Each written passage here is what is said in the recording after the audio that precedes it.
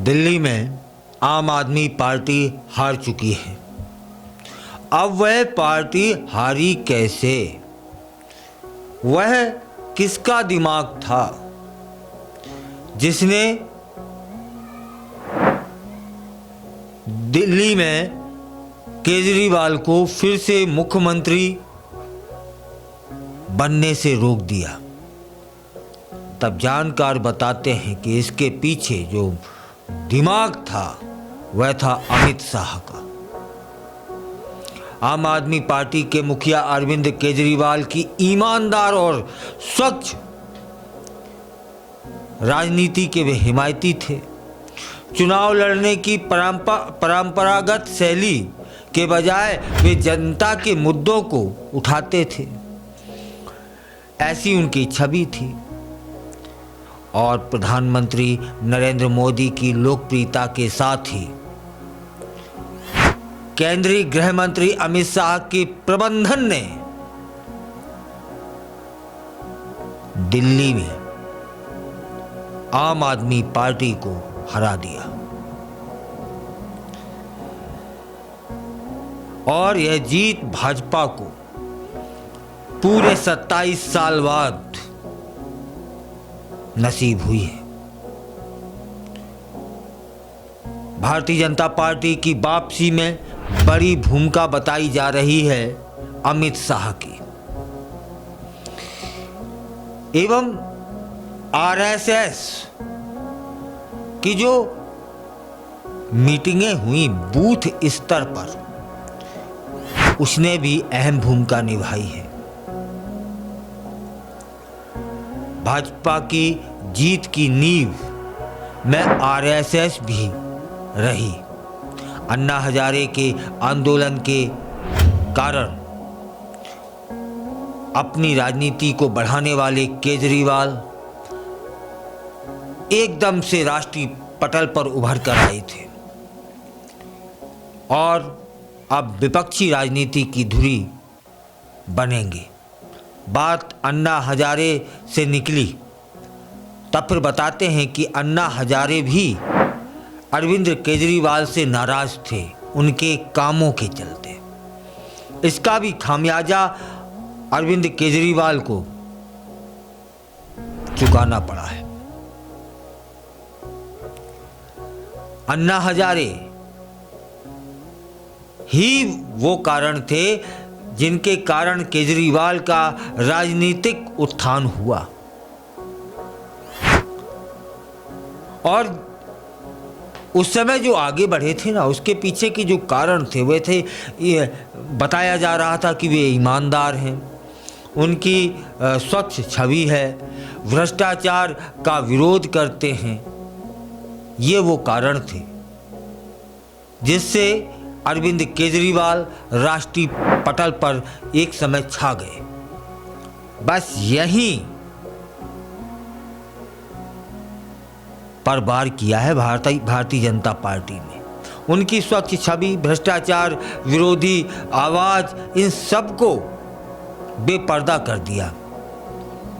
यह था मास्टरमाइंड। धीरे धीरे करके उनकी जो असलियत थी वह जनता के सामने लाए और जनता ने उन्हें आईना दिखा दिया। जो स्वच्छ छवि, भ्रष्टाचार विरोधी आवाज, परंपरागत चुनाव लड़ने के तरीके को हटाना, इस तरह की छवि को चकनाचूर कर दिया था भाजपा ने। तब जीती है भाजपा और तब हारी है आम आदमी पार्टी। इन्हीं प्रयासों के चलते भाजपा ने शराब घोटाले से लेकर के शीश महल बनाने तक के आरोप लगाए और केजरीवाल की जो कट्टर ईमानदारी की छवि जनता के पास थी उसे धूमिल कर दिया, या फिर आईना दिखा दिया, या फिर असलियत सामने ला दी। और जनता के बीच जब असलियत आई तो जनता ने आईना दिखाने से कोई कसर नहीं छोड़ी।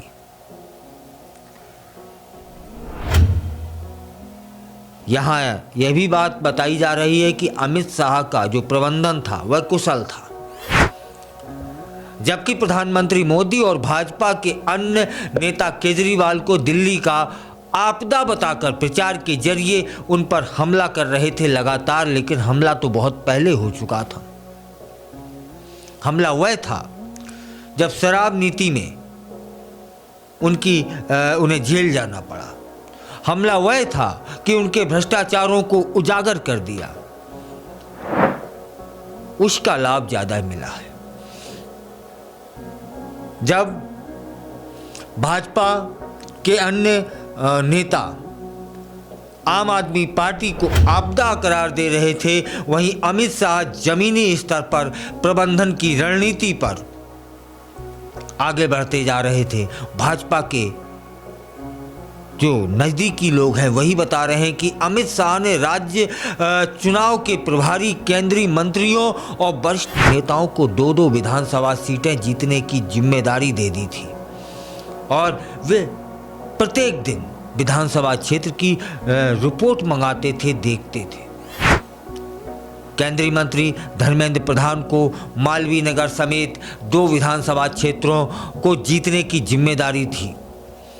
वहीं पीयूष गोयल को दिल्ली कैंट समेत 2 विधानसभा क्षेत्रों को जीतने की उन्हें भी जिम्मेदारी सौंप दी गई थी। वहीं भूपेंद्र यादव को दक्षिणी दिल्ली की 2 सीटें जिताकर लाना था और इस बार भाजपा ने अपने प्रचार के जो पारंपरिक तरीके थे उसमें बदलाव किया था।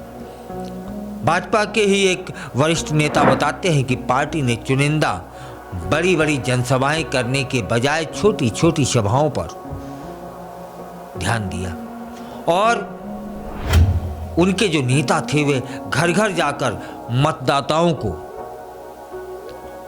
बता रहे थे कि केंद्र सरकार की योजनाएं क्या हैं, उनके लाभ क्या हैं। इसलिए भी यह करिश्मा देखने को मिला है। आरएसएस कार्यकर्ताओं की भी बड़ी महती भूमिका रही है।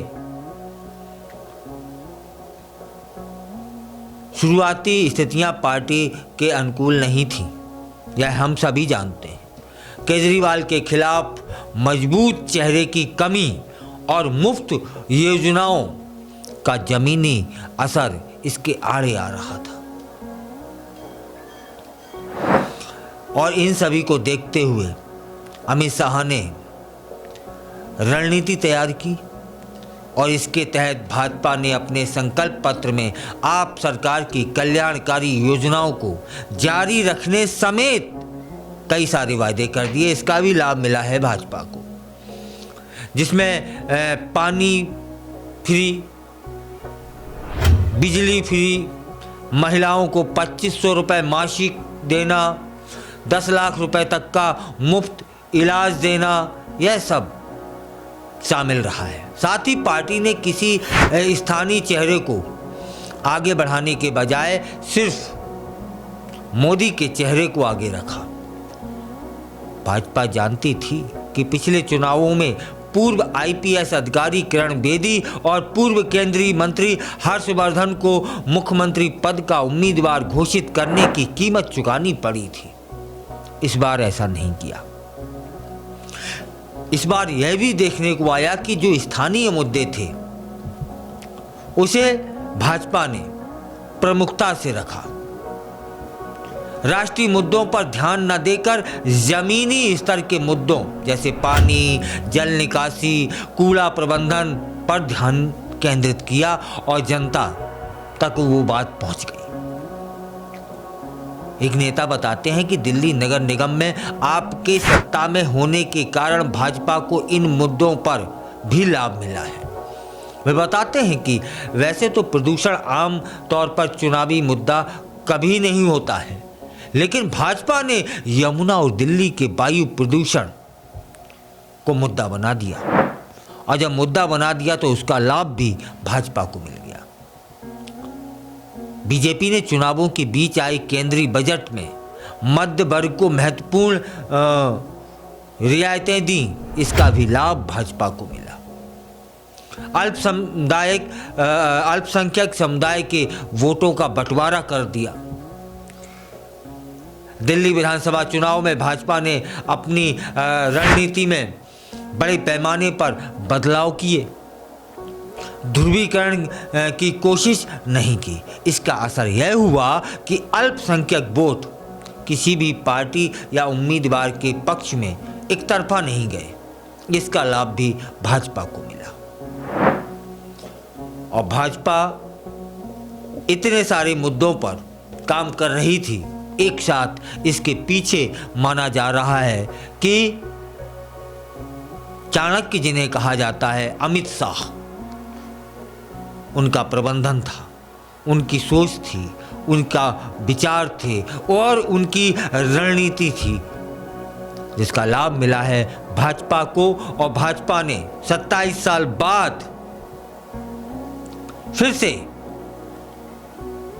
दिल्ली में कब्जा किया है।